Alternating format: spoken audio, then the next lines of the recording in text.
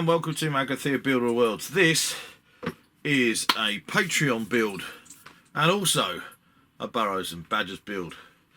This is a Patreon build because this is the build that I'm doing for the winner of my Patreon competition from August.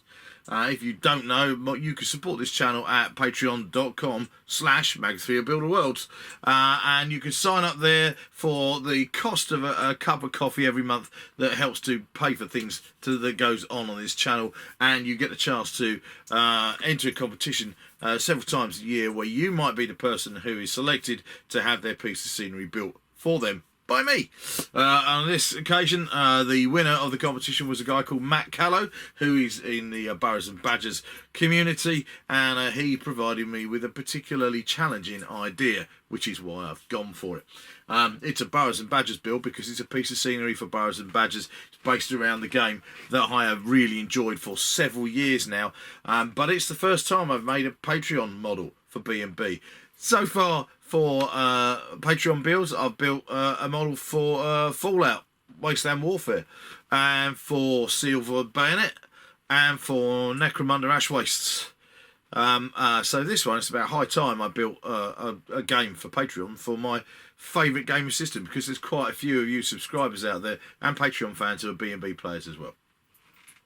So, what are we building? Well, we're building a tavern, a pub, an inn, if you like, any of those, because I also am quite well known for building drinking establishments.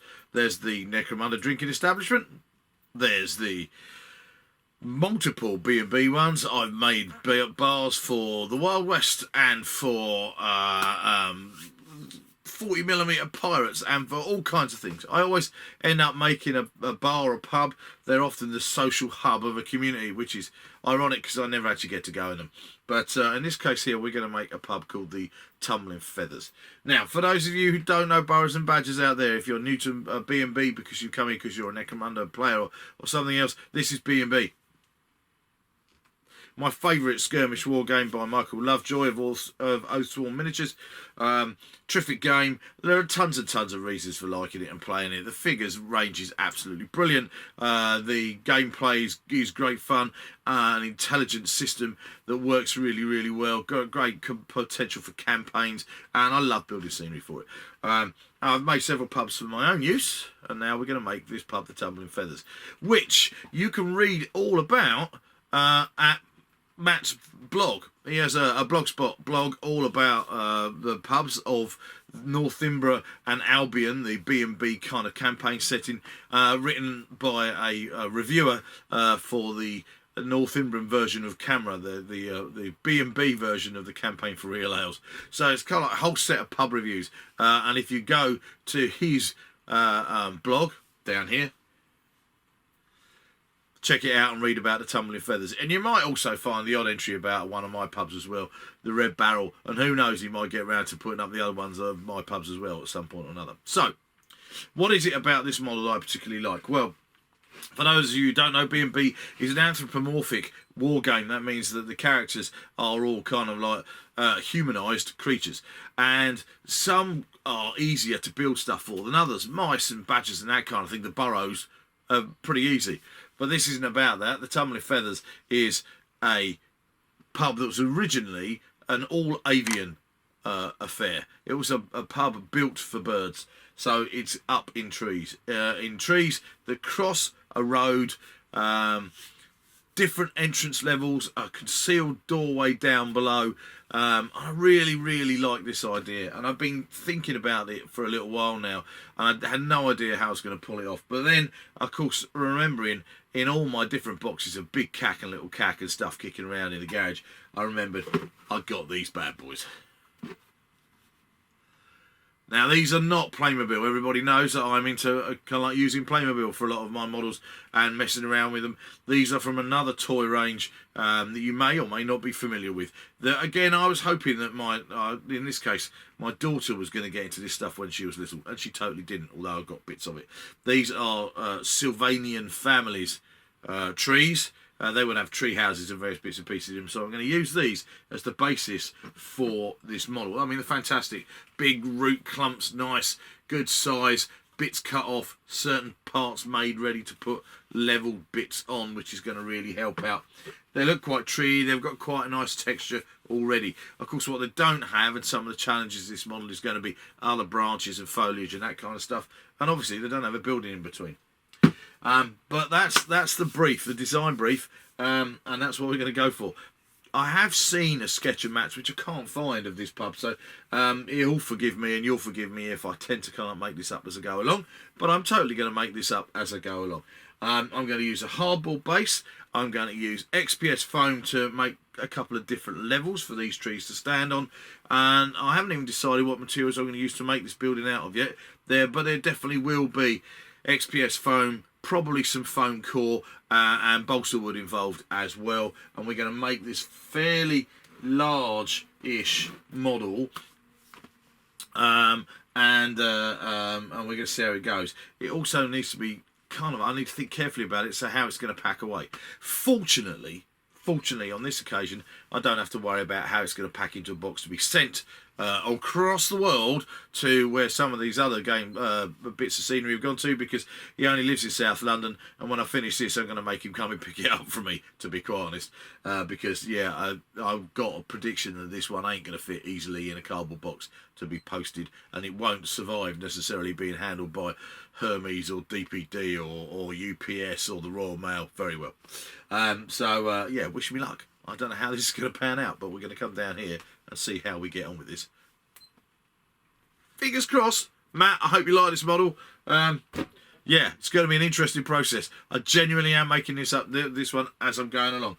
Right, what the hell am I going to do first? Hardboard base is required, and then some geography first, I think. Okay, this is where we're at then. To start off with, I've already cut out a piece of hardboard that I think I'm going to use for this base. The temptation with this model is to go real big, which is really difficult because you can't go too far. But this base is 12, what's that? 15 inches wide by just under 11 inches. But it will do. The cool thing about these trees is that they are actually different. I don't remember when I got these. I've had them some time, and I clearly got these for some kind of project or another. It might be, they'd work great. I mean, these are really cool things if you can get them off Facebook Marketplace or something else. They'd be cool for kind of Kashyyyk models for Star Wars Legion, I would imagine. For some kind of cool elven kind of stuff. Definitely want to come up with some ideas for foliage for them and bits built on, because one of the things I've seen with really big trees, really big trees, are a definite problem for wargamers. How do you deal with it? How do you make them workable? Because one of the things I've seen on multiple Star Wars Legion tables when they've done Endor is just these kind of like tall telegraph pole type things, big fat tree trunks, because the trees on Endor are so big that actually the foliage on most of them is irrelevant for the war game that's going on underneath them. The only thing is it just looks pigging weird, and I really don't like it. If I was doing an Endor board, I'd have to have proper looking trees, and it's the same with this. This is definitely going to have some definite foliage on it one way or another, and I'm going to have to work on that. But first of all, what we're going to work on is putting a rough shape on here, and I'm going to keep it mostly oblong. My plan is to have the two trees set at a bit of a kind of skew-whiffy kind of angle. Let's find a pen. We're going to run a road down the middle here, probably, well, it's just 4 inches wide or so. It needs to be that big to get decent figures down it. So we're going to have a road that runs underneath. I'm going to raise up one side. I think it'll be too easy just to have a flat platform across there. That'd be fun. So I'd like this tree to be set up kind of this high, I think, which would be cool. Right, so first things first, we're going to just cut out a rough shape here. Like I said, I want to keep the oblong nature of this to some extent, the rectangular nature, but I don't want it to be right angly, because that just doesn't work very well for me at all. So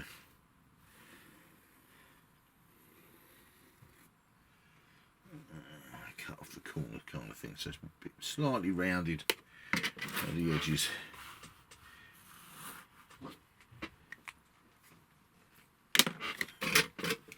Take a Stanley knife and go for it.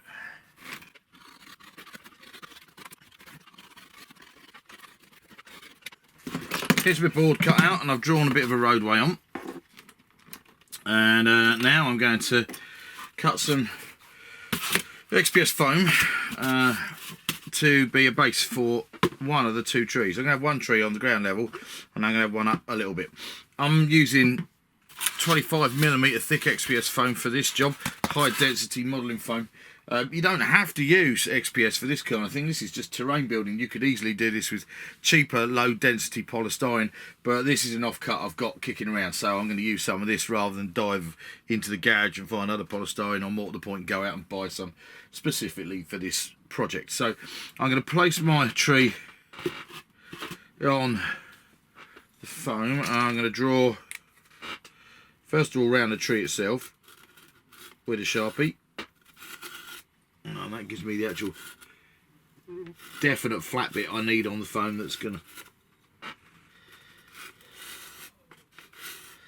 gonna stick it on with. And then there's my tree base, and then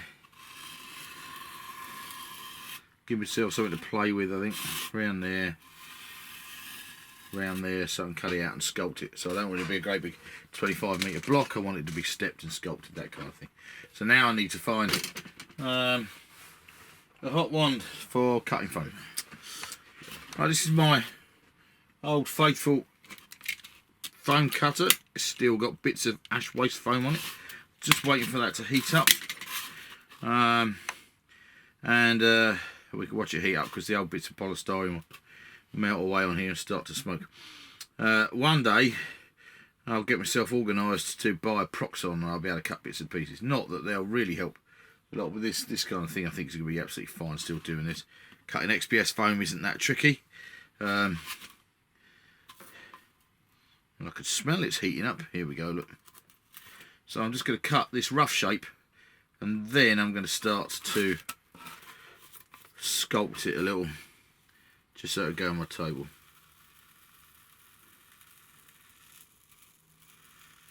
Fortunately, doing this I don't have to be precise. Doesn't matter if I go over lines or that kind of thing, so we're all good.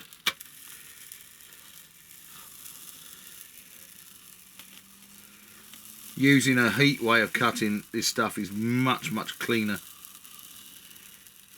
for your workshop for a start. Using knives you tend to tear polystyrene, it goes all over the place. This stuff is still easier to cut than low density polystyrene. That's the really messy stuff to work with.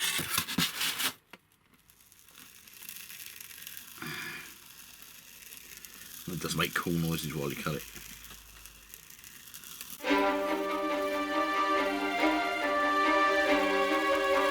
Literally hear the polystyrene cooking away.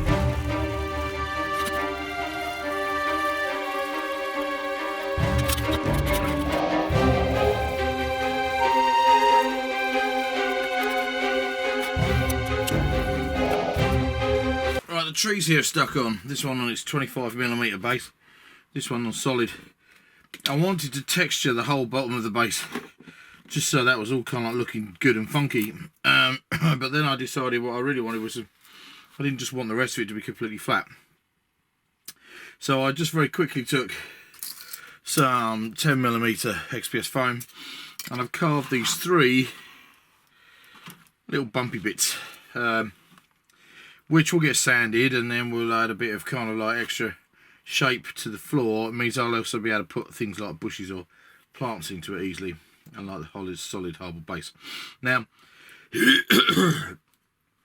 Matt, who this model is being made for, has provided me with a whole bunch of sketches of what he reckons the tumbling feathers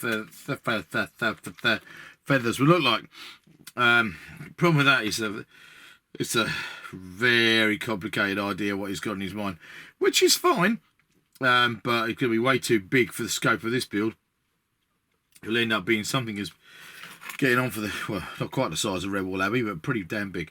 So we're going to have to kind of like scale that down a little bit. Sorry, Matt.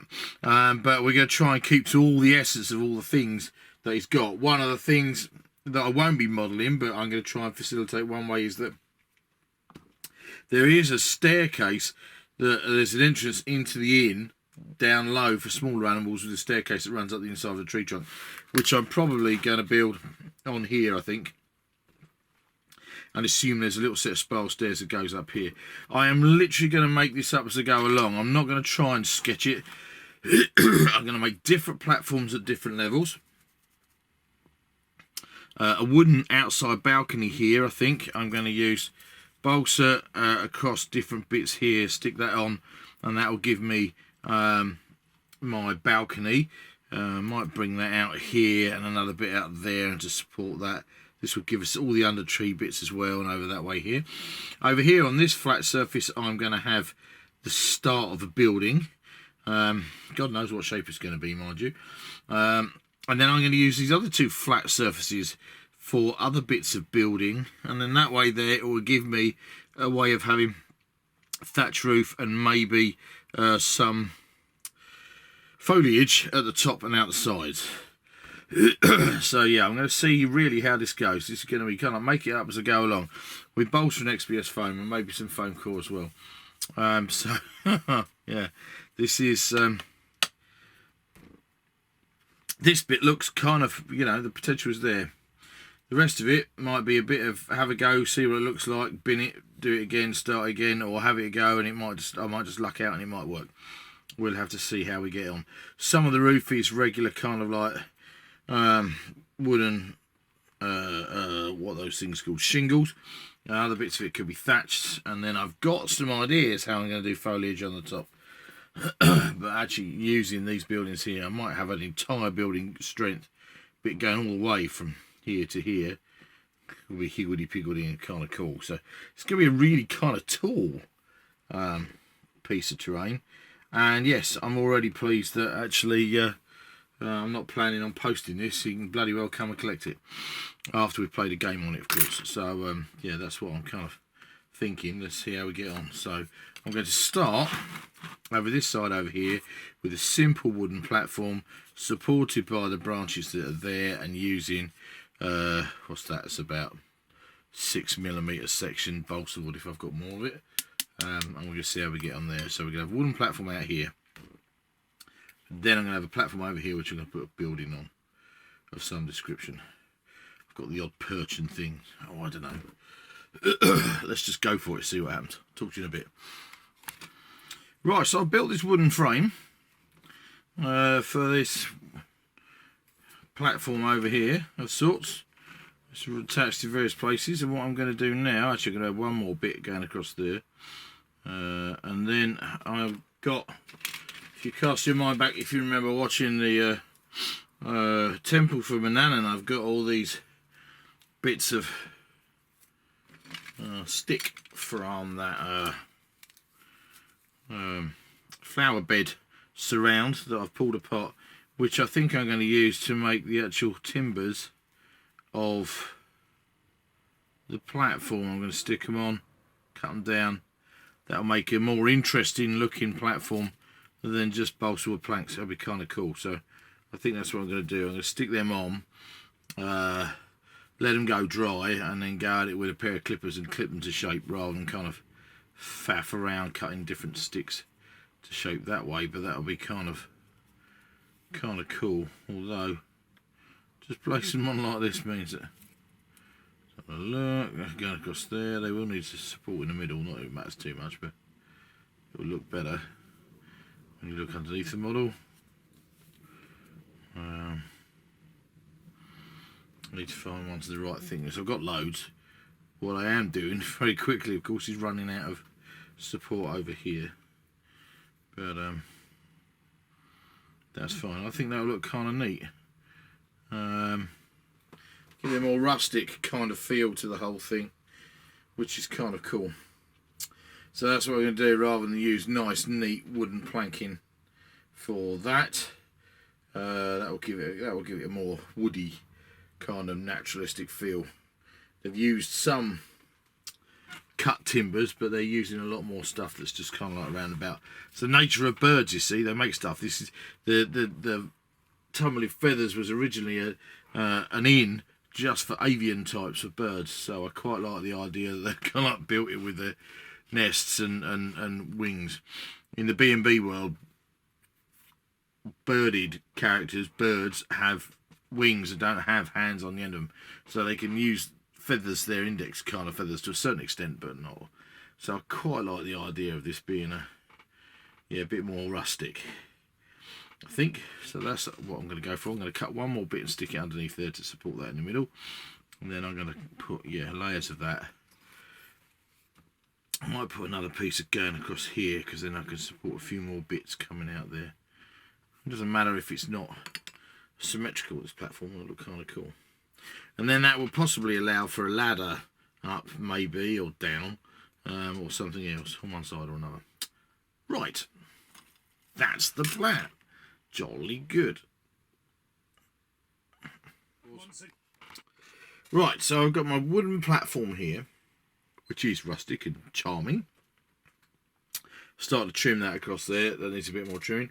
I've put a planked platform onto this side, and this flat place here. I don't know whether I think what I'm going to do is actually turn this into a room of some description. I don't know what though, but that's gagging for wallage and room of some kind. What with windows and a bit of back, and needs some support underneath, attached to the tree here. And I put this long beam in across here because the whole point of this pub, or one of the main features of this pub, is that it crosses the road. The road you can see down here.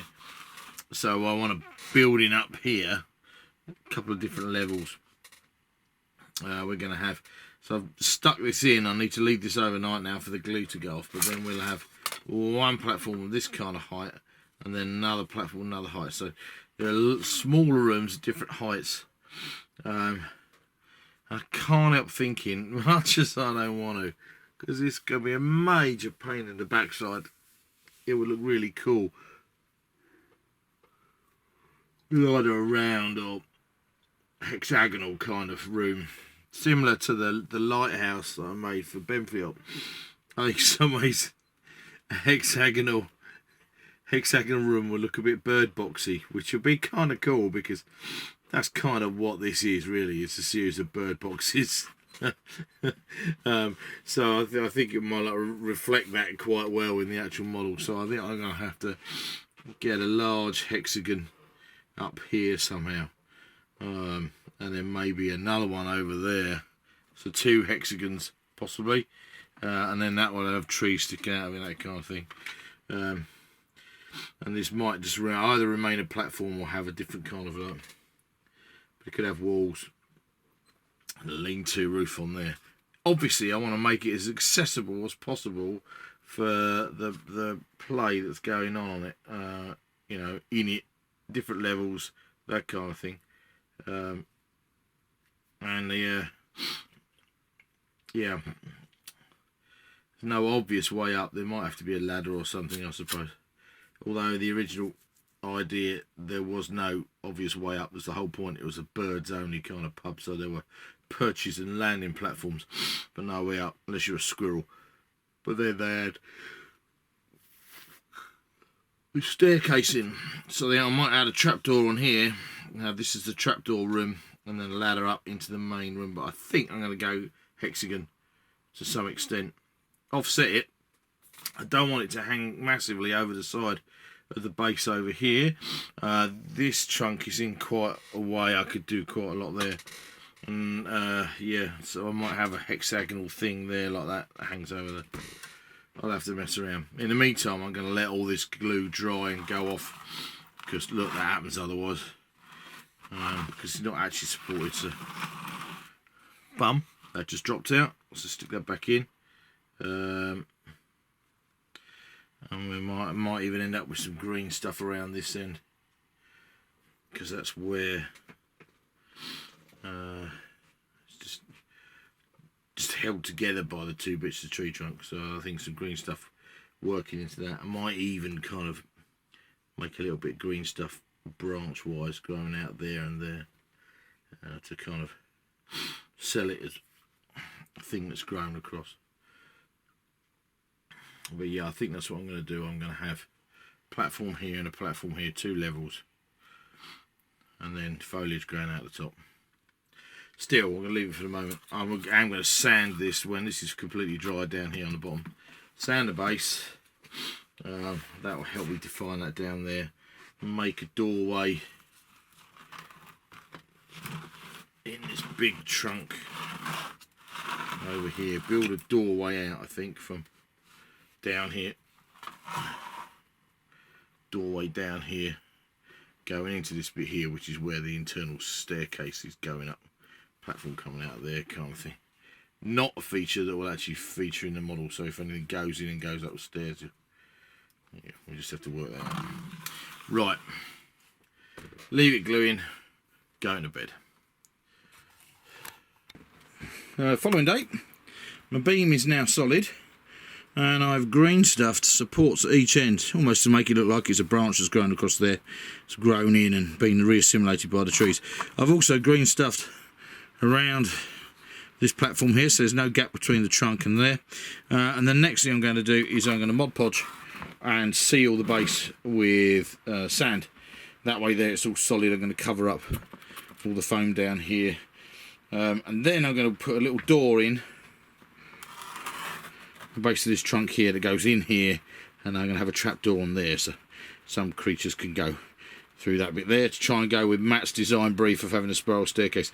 These trees are just too small to put a spiral staircase inside, so we're just going to assume that we're going to imply that there's a staircase going in there. Then we're going to get on with this level and this level. Going to look at hexagons next. I've cut down all of the rough wood on this platform. I've had to secure the object with super glue to make sure it's all still there. This is just going to be a landing platform, I think. And then, which is kind of cool, so that'll be an external area. This is going to be an internal area. I can put walls on this bit. But yeah, coming on nicely. Might then put some kind of stairs up around the corner. That'll look quite nice. I can use this jutting out bit here to support a set of stairs that go up. That'll be cool. So yeah, I want lots of kind of like levels. This is going to be really quite a neat model for having different levels and different heights in the game.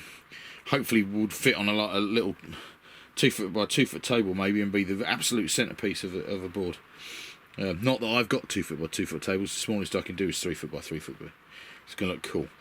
Right, so what we're going to do first, let's do the sand. What do we need?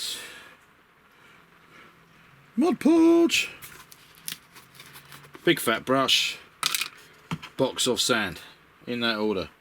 Right, well, I've got the Mod Podge. Big fat brush, knackered old brush. No, that's just rubbish. Throwing that one away. Rubbish. Big fat brush, that'll do. Box of sand. Cold sand, like I do everything with. Give us nice textures to paint. Obviously, a lot of this will be flocked as well, so from that point of view, you won't be too bad. Just gonna literally daub the Mod Podge on everywhere, around the base of the tree trunks, over all the polystyrene, over all the hardboard. That way there, everything is going to get a coating of sand. Yeah, that will help to act as a concrete and hold the whole model together. Give me some great textures to paint when I get to that stage. When that's all sandy, I'm going to leave it for an hour or so to go off. All the glue to go off good and solid and dry.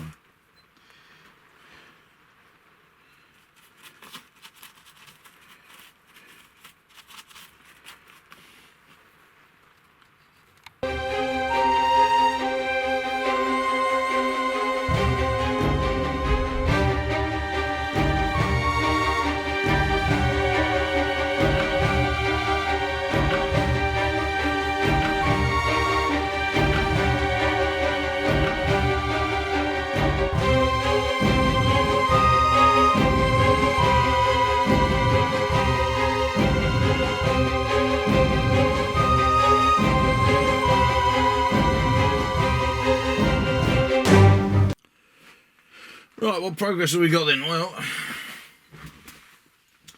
what have we done? Green stuffed around this beam. I've put in the door at the base of this tree here, and I've used all-purpose polyfiller to fill in a certain degree bark or thatch.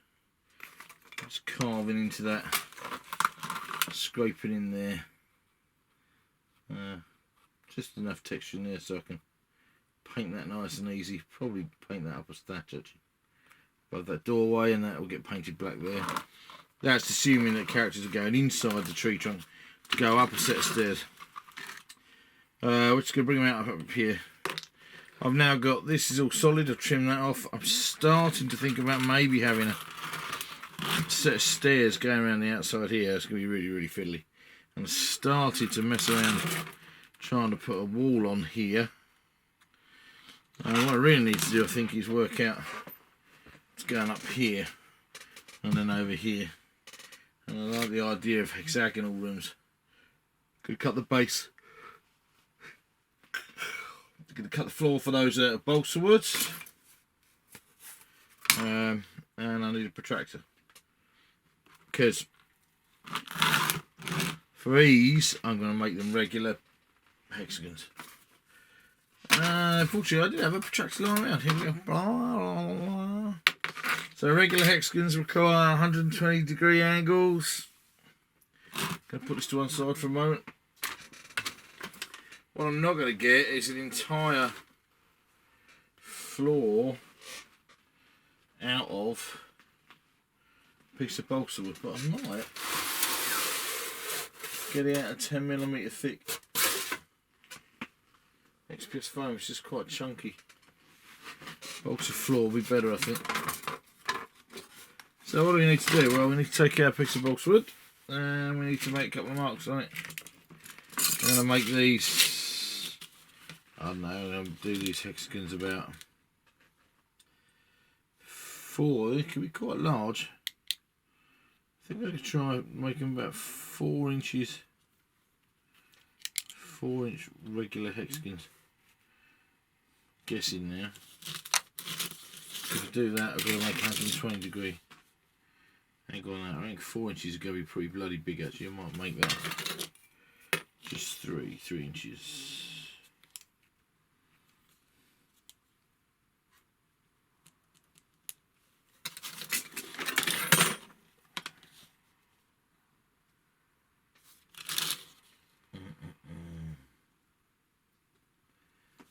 Over there.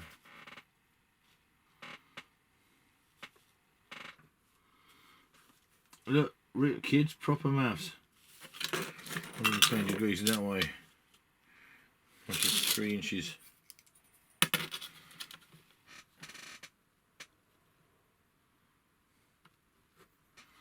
Yeah, of course, as suspected, I'm not going to get the whole floor out of one piece. That's fine.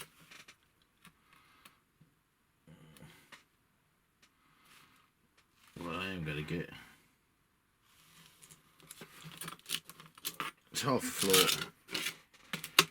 2 halves will make a whole floor, so.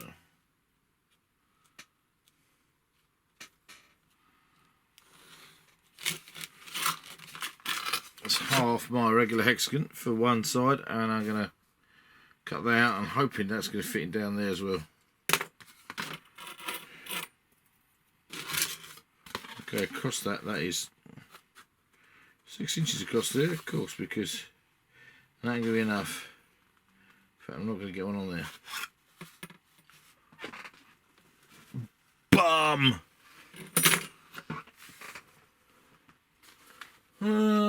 Look for some other balsa wood that might work.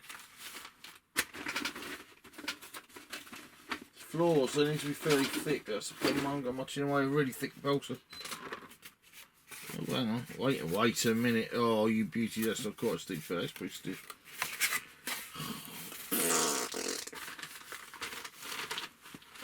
Oh, hang on, wait a minute.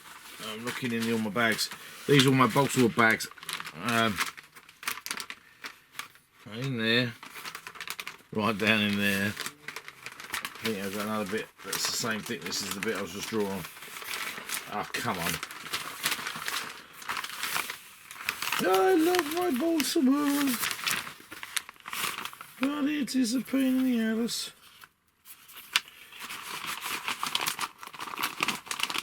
Bought from decent model shops. Balsa wood the way forward. I just can't bring myself to use XPS foam in these circumstances. It's too thick. Balsa wood is going to make it look a lot better. I think that's going to do it. That might not be thick enough. But I've got loads of that thick, so we might have to use that. Alright.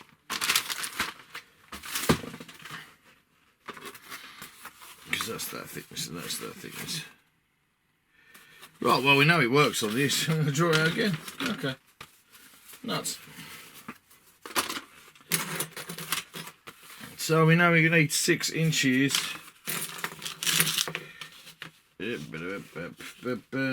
Because regular hexagon is made up of equilateral triangles. We'll get all the geometry coming out of this evening.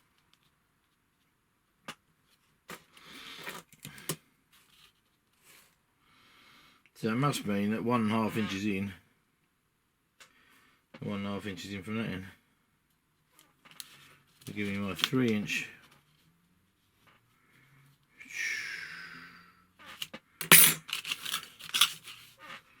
Measure for 120 degrees again. 120.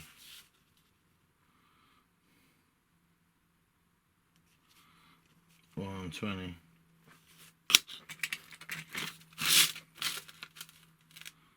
Measure for 3 inches that way.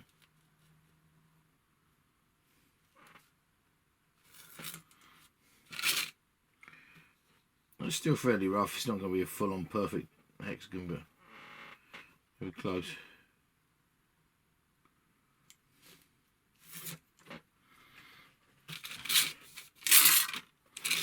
Yeah, I'll make a second one of those.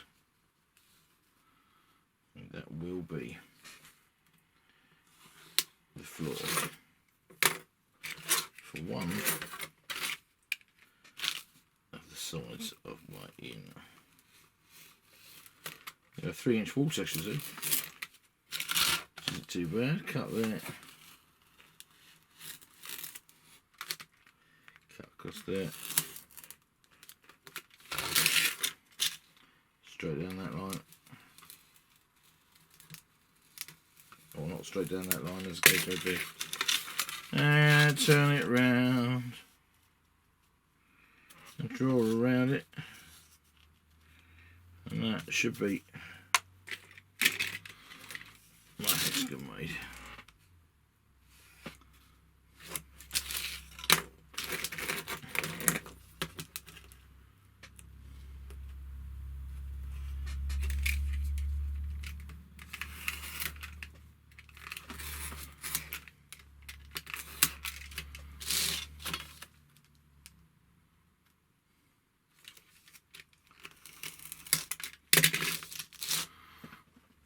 I'm reinforcing the hexagonal platform over here. It still looks a bit wobbly at the minute. Bugger. That's going to sit on this platform, I think, one way or another. Roughly speaking, about here. One thing about that is it's not going to overstick over the edge of the base too much over there. And then I'm going to have this. I've got a rectangular floor. It's going to do that. It's going to sit above here. I've got to put some support underneath there to actually hold that up there. So that's a good layer up from this one. So it's going to be adding to the kind of like slightly wild, evolved kind of feel to this model.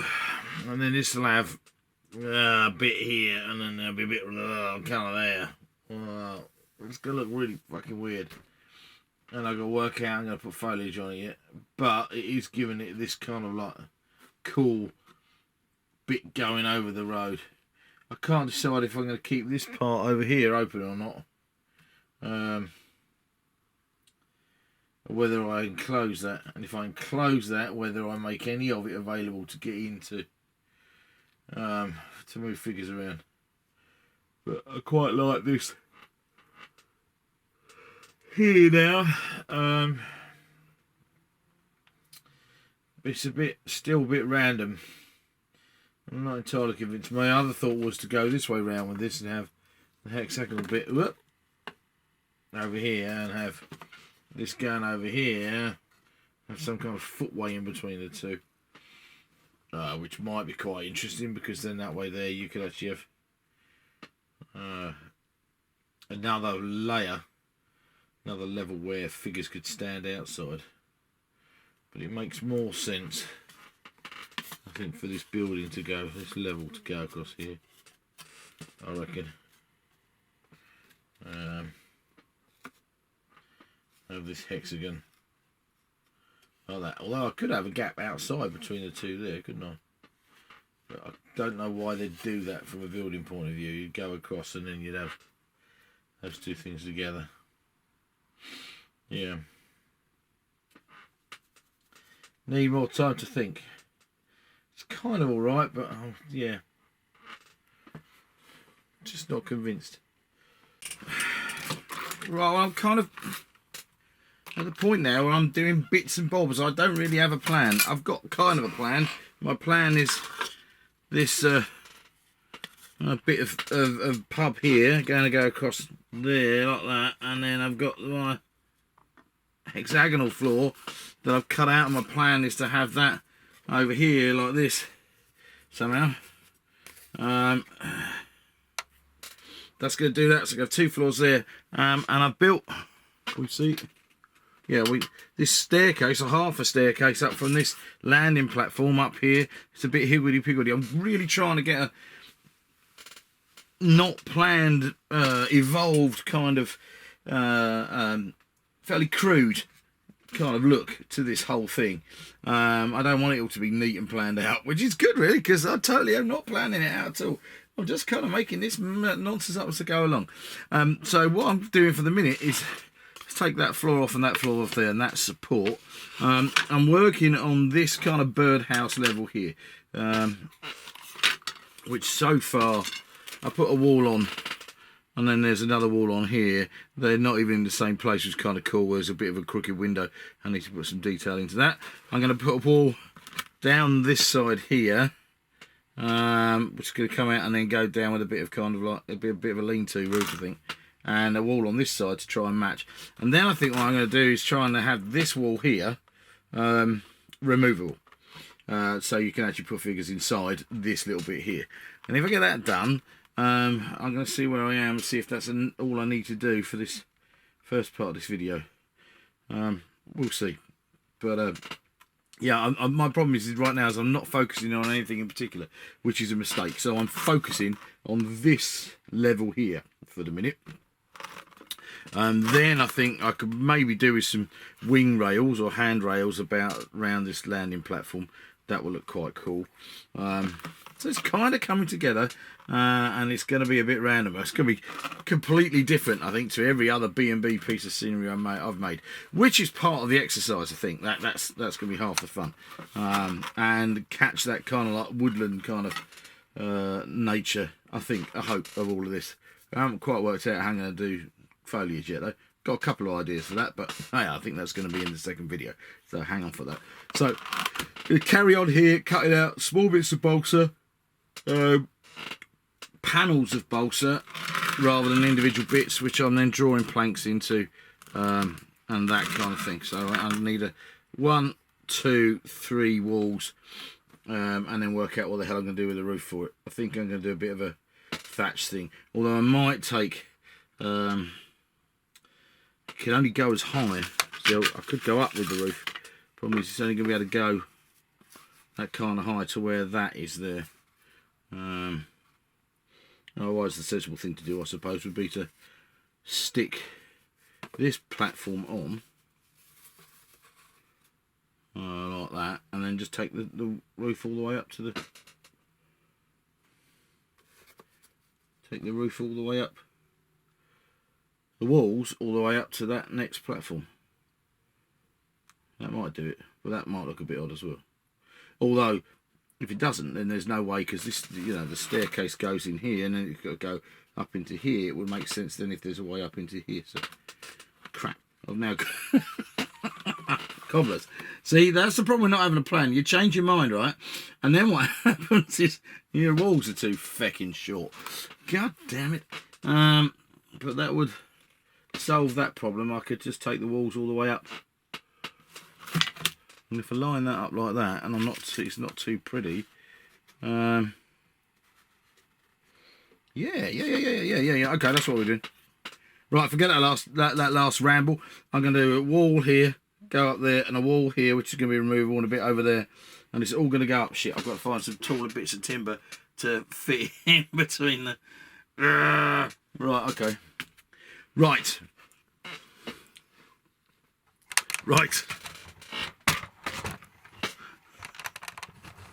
God damn it. New plan then. New plan. Stick this hexagonal floor on here. Stick that on there. Get that lined up in the alignment I like so it matches a bit underneath. Then remove these walls that I've put on once. Make them taller so they go all the way up to this floor, and that will work.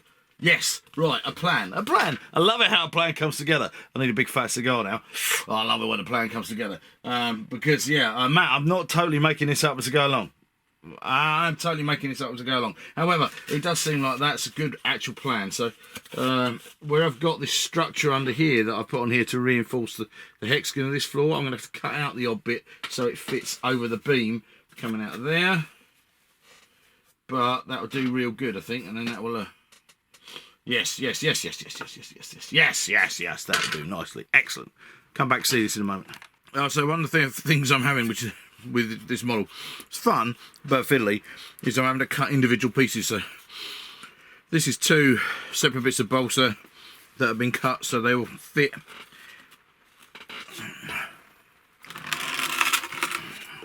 in and under here, go underneath the joist here, fit there. I'm going to cut and put a door on that, and now I've got a little landing platform on the outside that well, certainly a 30mm base. There's a bird, can just about fit on, which is okay.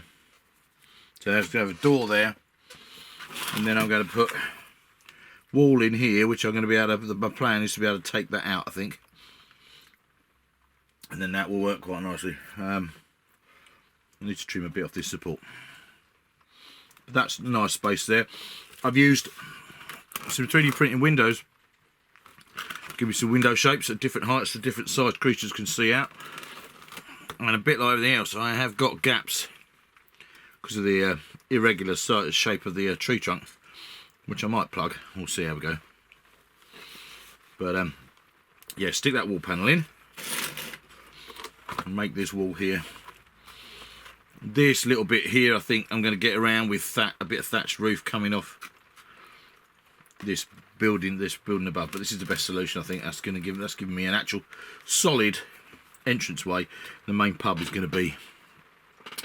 be up here. Cool. Getting on. Right, so this is my first layer of the tower then. Just a kind of like rectangular kind of like tower. This panel lifts out. Windows again, and it's going to be held in place. It's only held in place at the minute by the fact that it's got 4 bits of balsa that sit inside that. Now, you might think that's not particularly secure, and frankly, I'd agree with you. But when it's painted, by the time it's got a layer of spray paint on and a number of layers of acrylic paint, it will be that much tighter, so it will almost certainly do that without having to do anything. If I do need a handle of some kind, I think what I might actually end up doing is putting some kind of perch or something outside one of these windows for a bird to be able to land on, but I think that's going to work. It looks a bit weird at the minute here because we've got this great big gap, because this bit was made and then this bit was added in my kind of like logic of how it was built. I'm going to add walls to this, and then when I've added walls, I'm going to have some thatch that hangs down over the edge here to cover up this bit here, because I'm definitely having this as a hexagonal kind of like room. That'd be kind of cool. Well, it should have a lift-off lid. It's going to be the easiest way to do that, I think. So this will have roof coming down from the model, bit of the model above it. I haven't done anything more over on the other side at the moment, apart from get as far as putting a platform, or working out the size of a platform. This is going to be the size of the building here. This bit cut out because I've got this staircase that's here that's going to go round the corner, turn the corner, and go up to a doorway here, which I think would be kind of cool. Which means that then on here, this is going to be a bit weird at this end. I think I'm going to have a kind of set of steps inside the building, and I'll have, what I'm going to do is I'm going to build this bit and this bit separately, and then I'm going to fudge walls in between, because I like the idea of the actual builders fudging walls in between, and it'll have a couple of steps up from here up to this level. So there's going to be quite a lot of playable space on this model, which is kind of cool, because you're going to be able to take out this section and get inside here. We've got a little platform outside the door down here. We've got this big landing platform here, and we're going to have a staircase going around there, and then we'll have lift-off roofs on these two bits as well. We might even have another landing platform up the top. It's going to be a really tall piece of scenery. Probably the tallest bit of B&B scenery I made. It'll probably be taller than the Tower of Rebel Abbey. We'll have to see, but it's kind of coming on. But I think I'm probably at the point where I'm stopping this video, because that's quite a lot of the build done. Then it means the next video will be mainly the building of these two, the main bar structure. Whoops. These two separate buildings, and then fudging it together. So, for God's sake, feck it. Of course, one of the issues with making scenery for Burrows and Badgers is the fact that the size of the figures varies greatly. This is a sparrow model, nice, lovely, nice little model, and this is the fantastic Raven Mage. This is a massive beast on a 50mm base. This is a small bird, on a 30mm base. It's quite a significant difference. The Brid, it's a small bird, the sparrow fits beautifully in there, and actually what I'm pleased about is the fact that actually the Raven fits in there as well. Although there ain't going to be much room in there for massive creatures. But then that's the whole point of doing this, the whole top layer then. We've got, or first of all, we've got plenty of room on these outside platforms. And then when we get to the point of making the inside of the pub, there's still going to be quite a lot of room in here, and then again over on this platform over here. So there should be enough, certainly from a gaming point of view. Actually, the only problem is furniture. I always like to put furniture and things in these things, but actually furniture is going to be a bit of a pain in the arse in this. I might have to have a little bar somewhere, but yeah, not quite sure how we're going to facilitate all that. But, and again, I don't know, I might even go up another level. Who knows? One of these, maybe the hexagon could have 2 levels. We'll have to see next time. But anyway, in the meantime, that's how the Tumbling Feather's working out. It's not bad. Quite pleased with that. Oh, well, there we go then. I think we got to kind of a natural pause, a natural point in the making of this model. I'm pretty pleased with it. I hope you're pretty pleased with it, Matt. It's been interesting, because I know I often sit there in videos and go, oh, I'm making this up as I go along, but I really have been making this one up as I've been going along. The plan of it, I could see it draw it, and Matt's had a go at drawing it himself, and the problem with that is the fact that you get to a point where it's kind of complicated. The problem then is trying to turn that drawing, especially with the organic shapes like the trees that I've bought or acquired from the junk pile, means that, yeah, it's a complicated thing to do. I mean, it's not going to be as big as Matt's original drawings, because he had at least 3 trees involved in the supporting of the whole thing, which would just make it way too big a piece of terrain. I mean, it's going to be a big piece of terrain anyway. It currently is, he says, wielding his metal rule. Oh, sorry. Get a tape measure out. If we take a tape measure, it is 14 inches by 11, and it currently, even without those other buildings added to it, is already standing at over 8 inches tall. Well, frankly, by the time I've added Yeah, by the time I've added at least one floor to the buildings above, it's going to be at least a foot, and then with trees above it, so it might end up being 15 or 16 inches tall.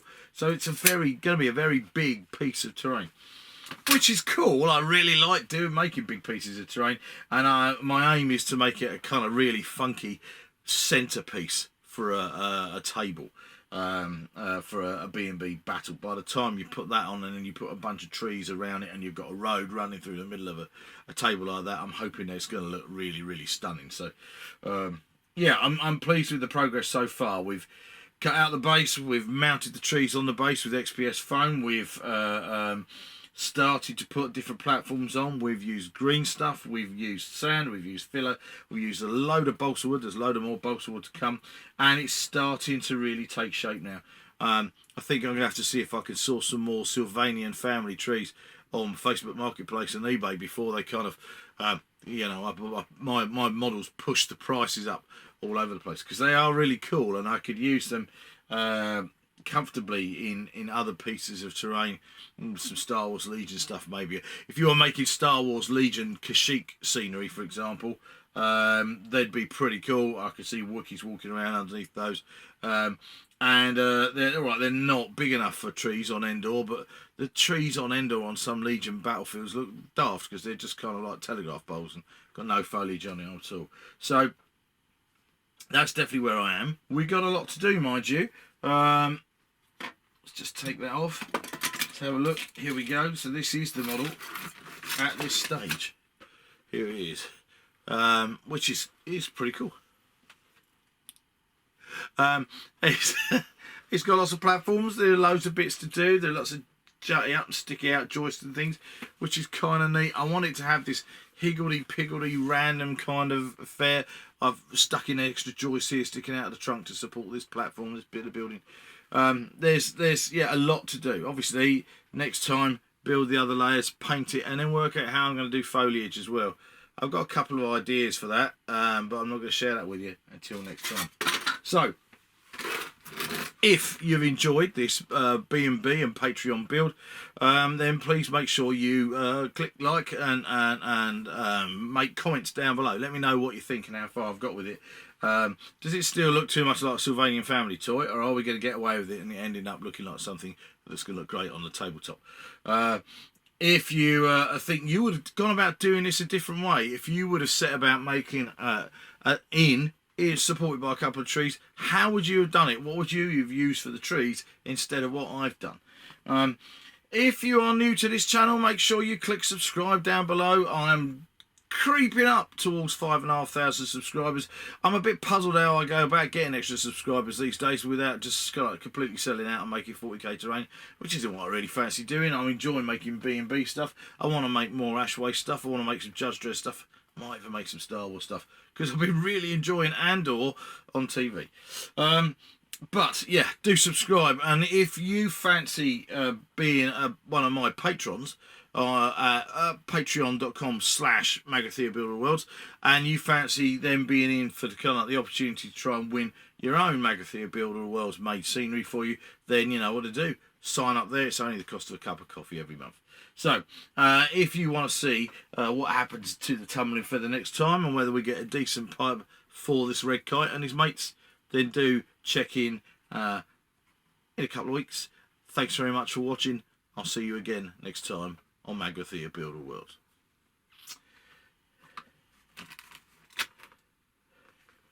I'm not going to do the saucy rotate you reveal shots today. I'm just going to leave you in my great big grinning gob. Look what I've done. Wow.